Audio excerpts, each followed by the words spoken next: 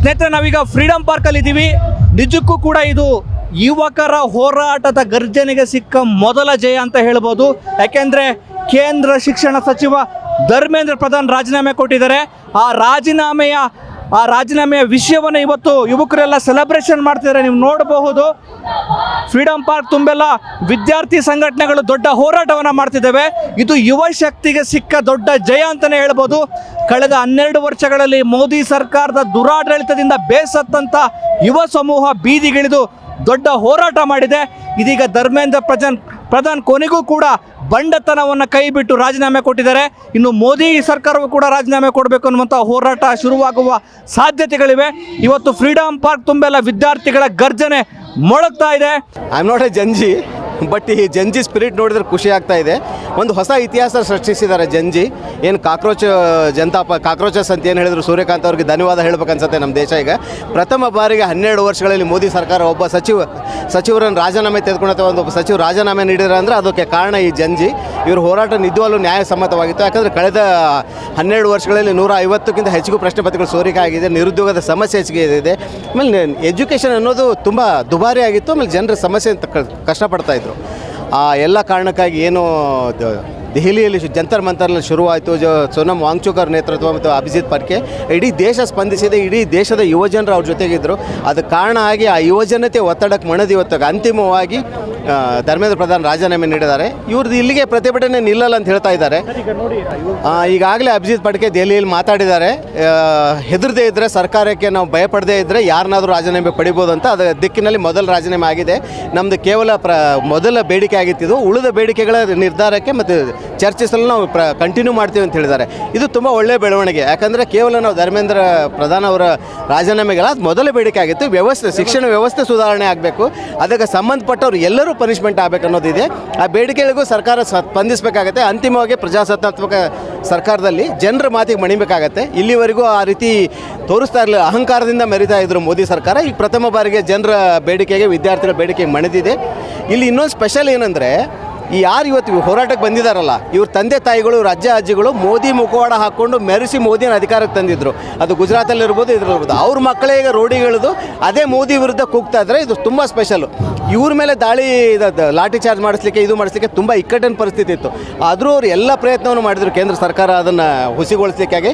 ಆ ಎಲ್ಲ ಕೇಂದ್ರ ಸರ್ಕಾರದ ಹುನ್ನಾರವನ್ನು ದಾಟಿ ವಿದ್ಯಾರ್ಥಿಗಳ ಹೋರಾಟ ಯಶಸ್ವಿಯಾಗಿದೆ. ನಿಜವಾಗ್ಲೂ ಇವ್ರಿಗೆ ಹ್ಯಾಟ್ಸ್ ಆಫ್ ಹೇಳ್ಬೇಕನ್ಸುತ್ತೆ. ಇಂಡಿಯಾಕ್ಕೆ ಒಂದು ಹೊಸ ಸ್ಪಿರಿಟ್ ಕೊಟ್ಟಿದ್ದಾರೆ. ಇಂಡಿಯಾದ ಪ್ರಜಾಪ್ರಭುತ್ವಕ್ಕೆ ಒಂದು ಹೊಸ ಸ್ಪಿರಿಟ್ ಕೊಟ್ಟಿದ್ದಾರೆ. ಮಾನವ ಹಕ್ಕುಗಳ ಹೋರಾಟಗಾರಾಗಿದ್ದೀನಿ. ಏನು ಕಳೆದ 10 ದಿವಸಗಳಿಂದ ಮೇಲೆ ನಾವಿಲ್ಲಿ ಹೋರಾಟ ಮಾಡ್ಕೊಂಡು ಬರ್ತಾ ಇದೀವಲ್ಲ, ಇದೇನೋ ನಮಗೇನು ಖುಷಿ ಖಂಡಿತ ಇಲ್ಲ. ನಮಗೆ ಏನು ಅಫಿಷಿಯಲಿ 21 ಮಕ್ಕಳನ್ನ ಕಳ್ಕೊಂಡಿದ್ದೀವಿ ನಾವು. ಅನ್ಅಫಿಷಿಯಲಿ ಎಷ್ಟು ಜನ ಸತ್ತಿದ್ದಾರೋ. 3 ಬೇಡಿಕೆ ಇತ್ತು ನಮ್ಮದು. ಆ 3 ಬೇಡಿಕೆಯಲ್ಲಿ 1 ಕೋಟಿ ರೂಪಾಯಿ ಕೊಡ್ಬೇಕಂದ್ಬಿಟ್ಟು, ಆ 1 ಕೋಟಿ ರೂಪಾಯಿ ಅದು ನಮ್ಮದು, ನಿಮ್ಮದು ತೆರಿಗೆ ದುಡ್ಡು. ಅದು ತಪ್ಪೋದು.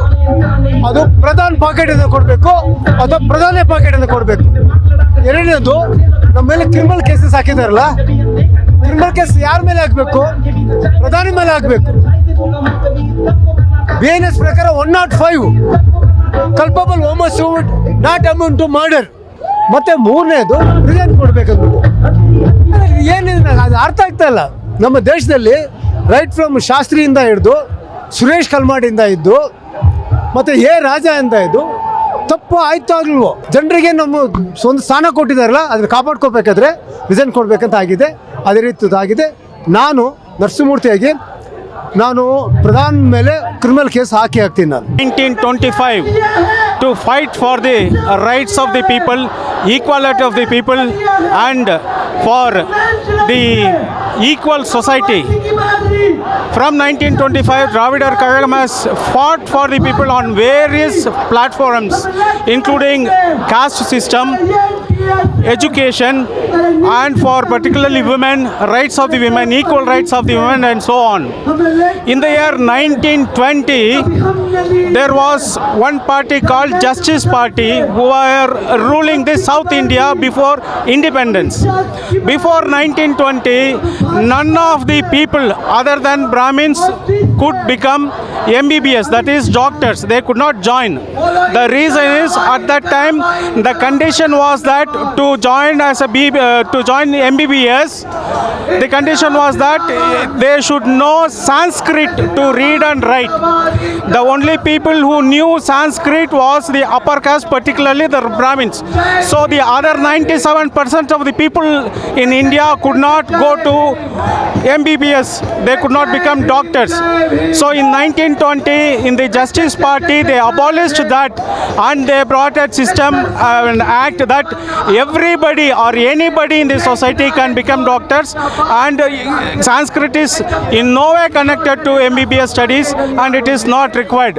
From there onward, step by step, all the other downtrodden, other untouchables, the other people have been given the opportunity to come up in the society in all the ways, education and job opportunities. ನಮ್ಮ ದೇಶದ ಯುವಜನರು ವಿದ್ಯಾರ್ಥಿಗಳು ಬೀದಿಗಿಳಿದು ಹೋರಾಟ ಮಾಡಿದ್ರೆ ಏನಾಗ್ತದೆ ಅಂತಕ್ಕಂಥದ್ದನ್ನ ಇಡೀ ಪ್ರಪಂಚಕ್ಕೆ ಇವತ್ತು ತೋರಿಸ್ಕೊಟ್ಟಿದ್ದಾರೆ. ಅದರಲ್ಲೂ ಜೆನ್ಸಿ ಅಂತ ಕರ್ಸ್ಕೊಳ್ತಕ್ಕಂಥ ಸ್ಟೂಡೆಂಟ್ಗಳು ಕಳೆದ 2 ತಿಂಗಳುಗಳಿಂದ ನಿರಂತರವಾಗಿ ನೀಟ್ ಪೇಪರ್ ಸ್ಕ್ಯಾಮ್ ವಿಚಾರದಲ್ಲಿ ಧರ್ಮೇಂದ್ರ ಪ್ರಧಾನ್ರವರು ರಾಜೀನಾಮೆ ಕೊಡಬೇಕು ಅಂತ ಒತ್ತಾಯಿಸಿ ಏನು ಹೋರಾಟ ಮಾಡ್ತಾ ಇದ್ರು, ಕೊನೆಗೆ ಮೋದಿ ಸರ್ಕಾರ ಅವರ ಬೇಡಿಕೆಗೆ ಮಣಿದು ಇವತ್ತು ಧರ್ಮೇಂದ್ರ ಪ್ರಧಾನ್ರವರನ್ನ ಸಂಪುಟದಿಂದ ವಜಾ ಮಾಡಿದೆ. ಅವರು ರಾಜೀನಾಮೆ ಕೊಟ್ಟಿದ್ದಾರೆ. ಇದು ಈ ದೇಶದ ಯುವಶಕ್ತಿಯ ಗೆಲುವು. ಆದರೆ ಇನ್ನೆರಡು ಡಿಮ್ಯಾಂಡ್ ಹಂಗೆ ಉಳ್ಕೊಂಡಿವೆ. ಒಂದು, ದೆಹಲಿಯಲ್ಲಿ ಯುವಜನರು ಹೆಣ್ಮಕ್ಳ ಮೇಲೆ ಏನು ದಾಳಿ ಮಾಡಿದ್ರು ಪೊಲೀಸರು ಮತ್ತು ಪೊಲೀಸರ ವೇಷದಲ್ಲಿದ್ದ ಗೂಂಡಾಗಳು, ಅವರ ಮೇಲೆ ತನಿಖೆ ನಡೆದು ಶಿಕ್ಷೆ ನಡಿಬೇಕು. ಎರಡನೇದು, ಏನು ನೀಟ್ ಪೇಪರ್ ಒಂದು ಪ್ರಶ್ನೆ ಪತ್ರಿಕೆ ಸೋರಿಕೆಯಿಂದ 20ಕ್ಕೂ ಹೆಚ್ಚು ಎಳೆಯ ಜೀವಗಳು ಪ್ರಾಣ ಕೊಟ್ಟವಲ್ಲ, ಆ ಕುಟುಂಬಗಳಿಗೆ ನ್ಯಾಯವನ್ನು ಕೊಡಬೇಕು. ತಲಾ 1 ಕೋಟಿ ರೂಪಾಯಿ ಕಾಂಪನ್ಸೇಷನ್ ಕೊಡಬೇಕು ಅಂತ ಈ 2 ಬೇಡಿಕೆಗಳು ಇನ್ನೂ ಮುಂದುವರೆದಿವೆ. ಹಾಗಾಗಿ ದೆಹಲಿನಲ್ಲಿ ಕಾಕ್ರೋಚ್ ಜನತಾ ಪಾರ್ಟಿಯ ವಕ್ತಾರರು ನಮ್ಮ ಹೋರಾಟ ಮುಂದುವರಿತೆ ಅಂತ ಕರೆ ಕೊಟ್ಟಿದ್ದಾರೆ. ನಾವು ಬೆಂಗಳೂರಲ್ಲೂ ಕೂಡ ಇದನ್ನು ಮುಂದುವರಿಸ್ತೀವಿ. ಸರ್ಕಾರ ಕಂಪ್ಲೀಟ್ ನಮ್ಮ ಡಿಮ್ಯಾಂಡ್ಗಳಿಗೆ ಬಗ್ಗವರೆಗೂ ಈ ಹೋರಾಟ ನಿಲ್ಲೋದಿಲ್ಲ. ಧನ್ಯವಾದಗಳು. ಇವತ್ತೇನು ದೇಶದಾದ್ಯಂತ ವಿದ್ಯಾರ್ಥಿಗಳು ಬೀದಿಗಿಳಿದಿದ್ರು. ಇವತ್ತು ಧರ್ಮೇಂದ್ರ ಪ್ರಧಾನ್ ಅವರು ರೆಸಿಗ್ನೇಷನ್ ಕೊಡಬೇಕು. ಏನು ಇರ್ರೆಗ್ಯುಲಾರಿಟೀಸ್ ಆಗಿದೆ NTA ಫಸ್ಟ್ ಸ್ಕ್ರ್ಯಾಪ್ ಮಾಡಬೇಕು. 21 ಜನ ವಿದ್ಯಾರ್ಥಿಗಳು ಯಾರು ಸೂಸೈಡ್ ಮಾಡ್ಕೊಂಡಿದ್ದಾರೆ ಈ ಒಂದು ಇರ್ರೆಗ್ಯುಲಾರಿಟೀಸಿಂದ. ಆ ಒಂದು 21 ಜನ ವಿದ್ಯಾರ್ಥಿಗಳಿಗೆ ಇವತ್ತು ಏನಾದರೂ ಕಾಂಪನ್ಸೇಷನ್ ಕೊಡಬೇಕು ಅಂತೇಳಿ ಇವತ್ತು ದೇಶದಾದ್ಯಂತ ಜನಗಳು ಬೀದಿಗಿಳಿದ್ರು, ವಿದ್ಯಾರ್ಥಿಗಳು ಬೀದಿಗಿಳಿದಿದ್ರು. ಸುಮಾರು ಜನ ಇವತ್ತು ಇದನ್ನು ಪ್ರಶ್ನೆ ಮಾಡಿ 1 ತಿಂಗಳಿಂದ ಹೋರಾಟ ಮಾಡಿದ್ಮೇಲೆ ಇವತ್ತು ಧರ್ಮೇಂದ್ರ ಪ್ರಧಾನ್ ಅವರು ರೆಸಿಗ್ನೇಷನ್ ಸಿಕ್ಕಿದೆ ಸರ್.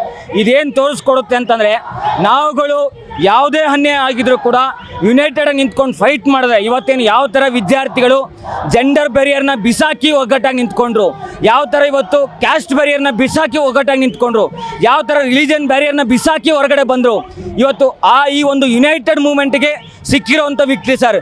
ಏನು ವಿದ್ಯಾರ್ಥಿಗಳ ಯುನೈಟೆಡ್ ಮೂವ್ಮೆಂಟ್ ಏನು ಆಯಿತು 1 ತಿಂಗಳಿಂದ, ಈ ಒಂದು ಯುನೈಟೆಡ್ ಮೂವ್ಮೆಂಟ್ಗೆ ಸಿಕ್ಕಿರೋಂಥ ವಿಕ್ಟ್ರಿ ಸರ್. ನಾವು ಈ ಒಂದು ಯುನಿಟಿನ ಹಿಂಗೆ ಕಾಪಾಡ್ಕೊಂಡು ಹೋಗಬೇಕು. ಯಾವುದೇ ಸಮಸ್ಯೆಗಳು ನೆಕ್ಸ್ಟ್ ಬಂದರೆ ಅದೆಲ್ಲದನ್ನು ಕೂಡ ಬೇಯಿಸಿ, ಅದೆಲ್ಲದನ್ನು ಕೂಡ ಫೈಟ್ ಮಾಡೋಕ್ಕೆ ಇವತ್ತೇನು ಲಾಠಿ ಚಾರ್ಜ್ ಮಾಡಿದ್ರು, ನಮ್ಮ ಹೋರಾಟಗಳನ್ನ, ನಮ್ಮ ವಾಯ್ಸ್ನ ಸಪ್ರೆಸ್ ಮಾಡೋದಕ್ಕೆ ಲಾಠಿ ಚಾರ್ಜ್ ಮಾಡಿದ್ರು, ಟಿಯರ್ ಗ್ಯಾಸ್ ಶೆಲ್ಸ್ನ ಹಾಕಿದ್ರು, ಇವತ್ತು ಬ್ಯಾರಿಕೇಡ್ಸ್ಗಳನ್ನ ಹಾಕಿದ್ರು, ಕರೆಂಟ್ ಶಾಕ್ನ ಹೊಡೆದ್ರು. ಅದೆಲ್ಲದನ್ನು ಮೀರಿ ಇವತ್ತು ವಿದ್ಯಾರ್ಥಿಗಳು ಅನ್ಯಾಯನ ಪ್ರಶ್ನೆ ಮಾಡೋಕ್ಕೆ ಇವತ್ತುವರೆಗೂ ಕೂಡ ಹೋರಾಟ ಕಂಟಿನ್ಯೂ ಮಾಡಿದರೆ ಈ ಒಂದು ಯುನೈಟೆಡ್ ಮೂವ್ಮೆಂಟ್ಗೆ ಸಿಕ್ಕಿರುವಂಥ ವಿಕ್ಟ್ರಿ. ನಾವುಗಳು ಇದನ್ನು ಇಡೀ ದೇಶದಾದ್ಯಂತ ಸಾರ್ತೀವಿ ಸರ್. ಹಾಗೆ ಇದೇ ಥರ ಹೋರಾಟಗಳನ್ನ ಕಂಟಿನ್ಯೂ ಮಾಡಬೇಕು ಅಂತೇಳಿ ವಿದ್ಯಾರ್ಥಿ ಸಮುದಾಯದ ಹತ್ರ ಅಪೀಲ್ ಮಾಡ್ಕೊತೀವಿ ನಾವು. ಆ ಕಾರ್ಪೊರೇಟ್ ಕಂಪ್ನಿ ಒಳಗಡೆ ಕೂತ್ಕೊಂಡು ವರ್ಕ್ ಮಾಡ್ತಾ we were very suppressed and we were working in a very pressurised environment. ಈ ಕಂಟ್ರಿ ಇಷ್ಟೊಂದು ಏನು ಬ್ರೂಟಲ್ ಆಗಿ ಈ ಗೌರ್ನಮೆಂಟ್ ಏನು ಬಿಹೇವ್ ಮಾಡ್ತಾ ಇದೆ.